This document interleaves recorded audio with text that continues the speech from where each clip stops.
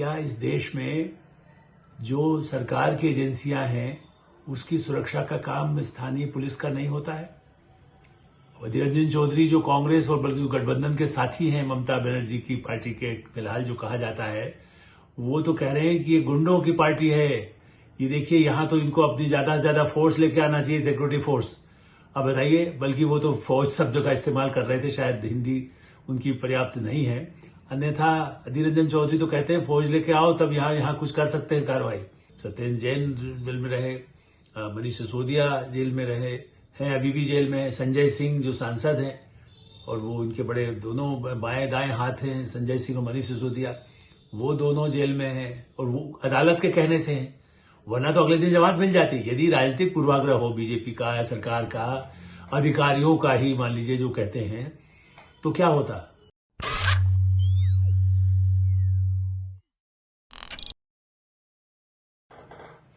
नमस्कार, मैं हूं आलोक मेहता। एडिटर साइड में आपका स्वागत है।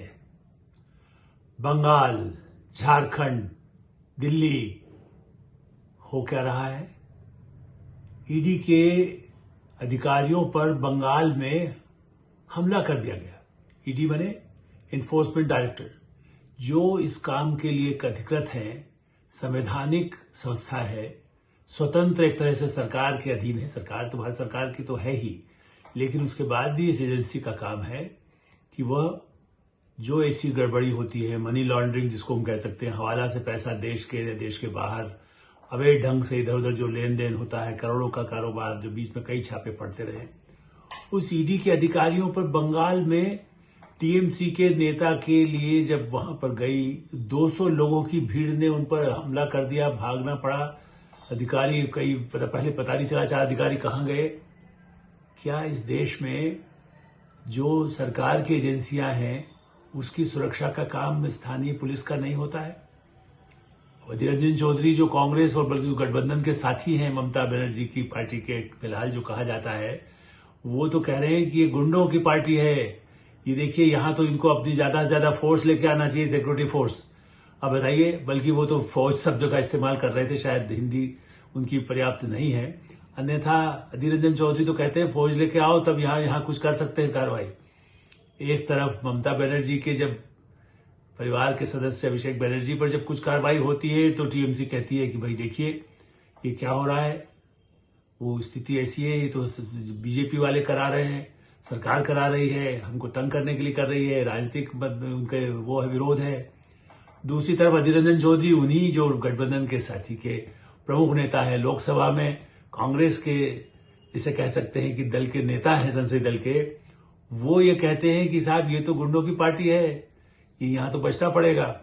तो इसी स्थिति में मैंने, चाहे टीएमसी का नेता हो, दिल्ली के मुख्यमंत्री अरविंद केजरीवाल, वो ईडी का समन भेजते हैं, एक के बाद एक समन, 2 समन, 3 समन।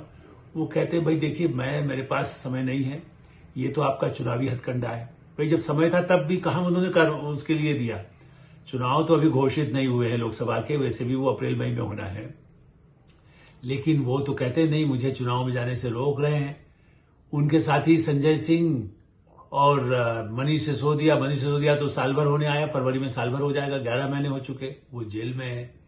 उसी मामले में जो शराब घोटाला, शराब के ठेकों में 100 करोड़ की हेराफेरी का जो आरोप लगा, और सुप्रीम कोर्ट ने कहा कि भाई ये आम आदमी पार्टी से आपने कहा क्या, तो हमने आम आदमी पार्टी के नेता कौन बने? आम आदमी पार्टी बने सिर्फ अरविंद केजरीवाल, वही उसके कर्ता धर्ता है। वहां तो उनके मुख्यमंत्री के रूप में दस्तखत न भी किया हो, लेकिन आम आदमी पार्टी का पैसा इधर से उधर गया, जिसके लिए सत्येंद्र जैन जेल में रहे, मनीष सिसोदिया जेल में रहे हैं, अभी भी जेल में है। संजय सिंह जो सांसद हैं, और वो इनके बड़े दोनों बाएं दाएं हाथ हैं, संजय सिंह और मनीष सिसोदिया, वो दोनों जेल में हैं और वो अदालत के कहने से हैं, वरना तो अगले दिन जमानत मिल जाती। यदि राजनीतिक पूर्वाग्रह हो बीजेपी का या सरकार का, अधिकारियों का ही मान लीजिए जो कहते हैं, तो क्या होता? हेमंत सोरेन, झारखंड, जहां आपने पिछले दिनों पढ़ा, देखा, सुना भी है, हम लोगों ने भी उसकी चर्चा की है कि हजारों करोड़ रुपया वहां की शराब कंपनी, शराब से जुड़ा मामला यहां का भी है, वो उनका किस तरह से पकड़ा गया, छापेमारी में इनकम टैक्स, ईडी सारी लगी रही, और ठिकानों पर अभी भी हिसाब किताब हो ही रहा है। वो कहने को कांग्रेस के नेता बड़े सांसद का परिवार है, उन्होंने कहने लगे देखिए उसका कोई मतलब नहीं है, जबकि मतलब तो है ही, कांग्रेस का ट्रेजरारी वही का होता है। तो लेकिन हेमंत सोरेन तो उससे ज्यादा बड़े जमीन के जो, और वो भी आज का मामला नहीं है, 2 साल से जांच चल रही है, उनके ही जो साथ में जुड़े हुए थे जमीन के घोटाले, अपने नाम ही जमीन जिसको कर ले, खनन को अपने नाम पे कर लिया, अपने परिवार के नाम पे कर लिया हेमंत सोरेन ने, उस मामले में पूछताछ के लिए बुला रहा है। 6 समन करने के बाद भी हेमंत सोरेन जो मुख्यमंत्री पद पर है, वो कहते भाई मैं तो नहीं जाऊंगा, मैं तो जो है अभी मैं क्यों, ये सब आपका है, सब नोटिस ही अवैधानिक है। ईडी भारत सरकार के संविधान या कानून से तो अलग काम नहीं करती। ऐसी स्थिति में और उन अधिकारियों का क्या दोष है? अरविंद केजरीवाल तो कल उसी विभाग में, रेवेन्यू डिपार्टमेंट में ही काम करते थे, इनकम टैक्स में। ईडी में इनकम टैक्स के लोग, कोई आईएएस है, कोई रेवेन्यू सर्विस का है, कहीं कोई आवश्यकता हो तो आईपीएस को भी रख सकते हैं, तो उनके यहाँ छूट है कि भाई कोई ऐसी कार्रवाई करनी है। जैसे सीबीआई में आमतौर पर आईपीएस के लोग ज्यादा होते हैं, ईडी में रेवेन्यू को जो समझने वाले लोग हैं, पैसों का हेराफेरी जहां रोकी जानी है, देश के बाहर कितना काला धन ले जाने का जो चक्कर चला हुआ था, उसको रोकने के लिए प्रधानमंत्री नरेंद्र मोदी की सरकार आने के बाद जितनी कार्रवाई हुई है। अब ये जो नेता जो मुख्यमंत्री के पद पर है, आप याद करिए जब अरविंद केजरीवाल ने 2 बार शपथ ली है, हेमंत सोरेन, उनके तो पिता शिबू सोरेन बड़े नेता रहे, केंद्रीय मंत्री, वो भी जेल का हो चुके हैं। तीसरा का जिक्र मैंने अभी नहीं किया, तेजस्वी यादव। अब उनसे लालू यादव के समय में जमीन के बदले में रेलवे में नौकरी देने का जो कांड है, वो कई सालों से जांच पड़ताल में चल के पता चला है कि कितने करोड़ का। जिस मकान की कीमत दिल्ली में 4 लाख दिखाई गई, पता चला कि वही 150 करोड़। बड़ी भारी संपत्ति, बड़ी एक प्राइम लोकेशन में है, तो उसकी प्रॉपर्टी की कीमत 150 करोड़ है, जिसको दिखा दिया 4 लाख का है, वहां कोई ऑफिस बना रखा है। तो पिछली बार भी पूछताछ के लिए वहां पर गई, वहां पर हुआ। उनके परिवार के और सदस्यों कैसे तो कुछ जो बेटियां हैं, उनके परिवार के वहां से भी काफी कुछ जब्त हुआ है। लेकिन चूंकि वो डिप्टी चीफ मिनिस्टर हैं तेजस्वी यादव जी, तो वो कहते हैं जब अरविंद केजरीवाल और जब गठबंधन, इस बात का तो गठबंधन है ही कि भाई देखो हम नहीं सुनेंगे। शपथ क्या लेते हैं? हम संविधान का विधि सम्मत काम करेंगे, उस निष्ठापूर्वक काम करेंगे।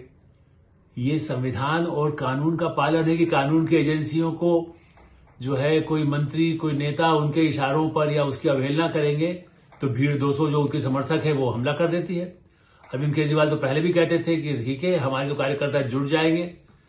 3 दिन से वो हल्ला बचाते रहे कि अरे मेरे यहां मुझे गिरफ्तार करने आने वाले हैं। ये कार्यकर्ताओं को पहले से बार बार रात को फोन करके कह दिया जाता है। सिंपैथी लेना चाहते हैं, वो चाहते हैं सहानुभूति तो मिले, वैसे तो हो नहीं पाएगा क्योंकि दस्तखत उन्होंने खुद नहीं किया है।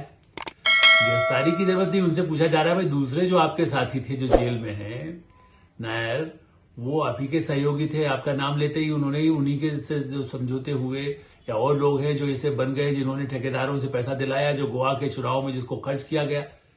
केजरीवाल का तर्क है मेरे पास कोई दिखा दे, मनीष सिसोदिया के पास दिखा दे, पैसा कहां बरामद हुआ क्या। देखिए जो समझदार अधिकारी रहा है, अनुभवी अधिकारी रहा है, पूंजीपति भी रहा है, व्यापारी, मुझे मालूम है, एक बहुत बड़े उद्योगपति परिवार, ये 70 के दशक की बात कर रहा हूं मैं आपको। उस समय देश के बड़े बड़े जो आजकल तो कई सारे समूह हो गए जो दुनिया में सबसे आगे हैं, लेकिन वो भी नहीं थे उस समय, अंबानी अडानी भी, बल्कि उस समय का जो परिवार थे उनके जो सबसे बुजुर्ग थे, सबसे बड़े जिनको कह सकते हैं, उन्होंने अपनी इस तरह से संपत्ति का बंटवारा कर रखा था कि वो सिर्फ 7.5 रुपया ही टैक्स देते थे। भारत के सबसे संपन्न व्यक्ति एक समय में कहते थे कि सर मेरा तो मेरे पास कुछ है नहीं, मेरी तो आमदनी है। इसीलिए आपने देखा होगा वो भी सीईओ की तरह से ही अपना पैसा लोग लेते हैं जो मालिक भी हैं। तो ऐसी स्थिति में ये कहना कि साहब हमारे दस्तखत नहीं है तो पैसा खुद लेने की जरूरत थोड़ी है। वो ठेकेदार गोवा का इंतजाम करे कि मध्य प्रदेश का करे कि छत्तीसगढ़ का, या कहाँ के चुनाव का प्रबंध करने के लिए कहाँ पैसा पहुंचाना है। यही मनी लॉन्ड्रिंग तो है जिसके लिए ईडी पूछताछ कर रही है। भाई आपने कहाँ कुछ नीति को, जब शराब नीति को जो बदला आपने दिल्ली में, खास चुनिंदा ठेकेदारों को देने के लिए पहले जो नियम बने आपके सेक्रेटरी को नहीं, और आज ईडी पर हमला हुआ है। मैं केजरीवाल जी के संबंध में एक और बात याद दिलाना जरूरी है कि अब सब निश्चित रूप से बहुत ही गलत है। राज्यपाल जो पश्चिम बंगाल के हैं उन्होंने बहुत गंभीर चेतावनी भी दी है कि कानून का राज होना चाहिए। ये ठीक है कि वहां कोई चुनी हुई सरकार है, उसका दायित्व है कि संरक्षण दे। ऐसे ईडी पर यदि भीड़ हमला करेगी किसी नेता के यहाँ, टीएमसी के एक प्रमुख नेता के छापेमारी के लिए जब जाती है तब उस पर होती है। लेकिन ये तो उस गठबंधन के साथी हैं जहां केजरीवाल अपने जो सबसे प्रमुख सचिव रहे अंशु प्रकाश, जो बहुत गवर्नमेंट ऑफ इंडिया के सेक्रेटरी लेवल के, उनको तो बुला करके, वो चूंकि उनकी प्रमुख भूमिका थी सचिव के रूप में, तो केजरीवाल ने अपने घर पर बुला करके उनको सबके, जिसका वीडियो उपलब्ध था, जिसमें उन्होंने कैसे उनको पीटना शुरू कर दिया, थप्पड़ी मारना शुरू कर दिया था। बाद में तो वो विवाद काफी चला, उसकी सुनवाई हुई, अब तो रिटायर भी वो हो गए हैं। लेकिन केजरीवाल जी के और उनकी पार्टी के लोग तो अधिकारियों को धमकाते हैं, कहते नहीं ये काम नहीं करोगे तो पिटा दिए जाएंगे, वो किसी और किसे पिटवा देंगे, अपने लोगों को बुला करके विधायक पीट देगा या पार्षद पीट देगा, नहीं तो वर्कर पीट देगा, या उनके और शराब के ठेकेदार का कोई दोस्त हो तो वो पीट देगा। ऐसी खुली धमकियां बंगाल, दिल्ली और झारखंड तो और भी खतरनाक है। वहां तो एक एक मामला ही जमीन का 200-200 करोड़ से कम में नहीं आ रहा है। खदान ही अपने नाम हेमंत सोरेन ले लें, अपने परिवार के नाम पर फिर बांट दें, इतने छापे पड़ रहे हैं। अखबार, एक प्रभात खबर वहां का अखबार है, तो जो जेल में बंद है झारखंड में, रांची में, वो जो एक शराब का ही एक व्यापारी जुड़ा हुआ, कहीं ना कहीं सत्ता से उसका इतना असर है रसूखदार, कि वो जेल से अखबार को धमकी देता है, अखबार के संपादक को जान से मारने की, और फिर भी पुलिस उस पर कार्रवाई नहीं करती जो जेल से धमकी भिजवा रहा है। दूसरी तरफ अब ये ताजी खबर आई है कि साहब उसने तो जेल से ही अब उनके खिलाफ, जो अखबार के संपादक है, जो बहुत ही प्रतिष्ठित है, वो विदेश में भी काम कर चुके हैं, बीबीसी वगैरह में, आशुतोष चतुर्वेदी, उनको भी धमका रहे हैं। उनके नाम, उनको ही पुलिस ने उनके खिलाफ एफआईआर दर्ज कर दी। अखबार का संपादक कुछ जेल में जाकर के तो नहीं उनसे झगड़ा कर रहा था। खबर जो थी, जो जब आदमी जेल में है, गड़बड़ियों के लिए जेल में है, करोड़ों के गड़बड़ में जेल में है, तो झारखंड में सरकार तो ये है कि चाहे वो बाहर की कोई एजेंसी आए, बंगाल में कोई एजेंसी आए, तो मीडिया यदि उसको एक्सपोज करे तो उस पर हमला कर दो, या उसको उसके खिलाफ वहीं की पुलिस से कार्रवाई करा दो, चूंकि आप सत्ता में हैं। तो क्या मुख्यमंत्री, उप मुख्यमंत्री या मंत्री होना, जो संविधान और कानून की शपथ लेते हैं, उनका ये अधिकार है कि हम तो चूंकि चुने हुए हैं, एक बार हम बहुमत मिल गया तो हम किसी केंद्रीय एजेंसी की नहीं सुनेंगे, हमें ऐसा कानून, हम जो कहेंगे वही है। तो ये जंगल राज, जैसा पश्चिम बंगाल के गवर्नर ने कहा है, जंगल राज नहीं चलेगा। चाहे आरिफ मोहम्मद खान जो केरल के गवर्नर है, वो भी कह चुके हैं, मनमानी वहां भी लेफ्ट पार्टी के लोग जो गुंडागिर्दी करते हैं उसके खिलाफ वो बिल्कुल दृढ़ता के साथ खड़े हुए हैं। तो ये सत्ता, प्रतिपक्ष और लोकसभा चुनाव की बात नहीं है।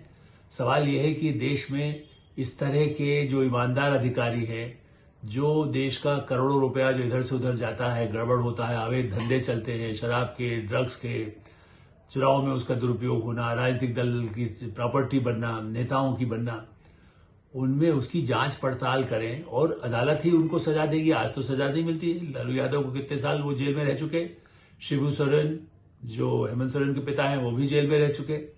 तो सत्ता में का अनुभव भी है, जेल का अनुभव भी है, और वो लोग ये कोशिश करते हैं कि हम सत्ता में जब हैं तो हमारे पर कोई गुनाह हो, अधिकारियों को हम धमका दें, अधिकारियों को घुसने न दें और हम नहीं घुसने दें, या हम पर कुछ ना आए तो हमारे जो वर्कर हैं वही, या जो समर्थक हैं, क्योंकि ये तो है कि उन्माद तो पैदा करते हैं, बहुमत से उन लोगों को कहीं कहीं मदद भी करते हैं जो ऐसे एलिमेंट हैं जिनको आपराधिक तत्व कह सकते हैं। इसीलिए तो बिहार, बंगाल, उत्तर प्रदेश में जो इस तरह की जो राजनीति करने वाले लोग हैं, उसका बड़ा ही नुकसान वर्षों से होता रहा है।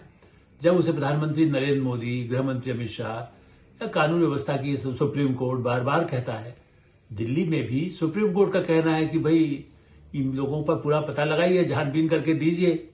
जेल में है, उनको जमानत भी नहीं दे रही है सुप्रीम कोर्ट। उनको तेजस्वी यादव और उनका मामला पिता के समय का है, लेकिन संपत्ति यदि परिवार के लोगों के नाम की तो पूछे तो सही कि आपने जो बनाई उसका कितना है, आपके पास कितना मिला है, आपको क्या जानकारी। कोई जेल में उनको थोड़ी डालने वाले हैं। हेमंत सोरेन का मामला तो उनको तो रोज ही लगता है कि कब हो जाए, पत्नी को मैं मुख्यमंत्री बना के जाऊं कि न जाऊं, विधायक दल की बैठक बुलाते हैं और अधिकारियों को धमकाते हैं। तो ऐसा लोकतंत्र में सत्ता में आने का दुरुपयोग पहले कभी देखने को नहीं मिला। जो अराजकता जिसको कह सकते हैं, जो नक्सली कहते हैं कि हमारा कानून चलता है, उस तरह से सत्ता में आया कोई जिम्मेदार व्यक्ति, जिम्मेदार नेता, जिम्मेदार पार्टी जिसके लिए संविधान की शपथ लेते हैं, उनका करना बहुत ही अनुचित है। और इस मामले में केंद्र सरकार ही नहीं, सुप्रीम कोर्ट को भी नोटिस लेकर के इस मामले में कड़ा रुख अपनाने की मुझे लगता है कि आवश्यकता है, जिससे कि ईमानदार लोगों को संरक्षण मिले और बेईमानों को, अपराधियों को जल्दी से जल्दी दंडित किया जा सके। एडिटर्स आई में हम यही विराम देते हैं। आप एडिटर्स आई को सब्सक्राइब करें, फॉरवर्ड करें, अपने और मित्रों को ग्रुप्स में भेजें और आपकी जो कोई राय हो उससे भी हमें अवगत कराएं। बहुत धन्यवाद। नमस्कार।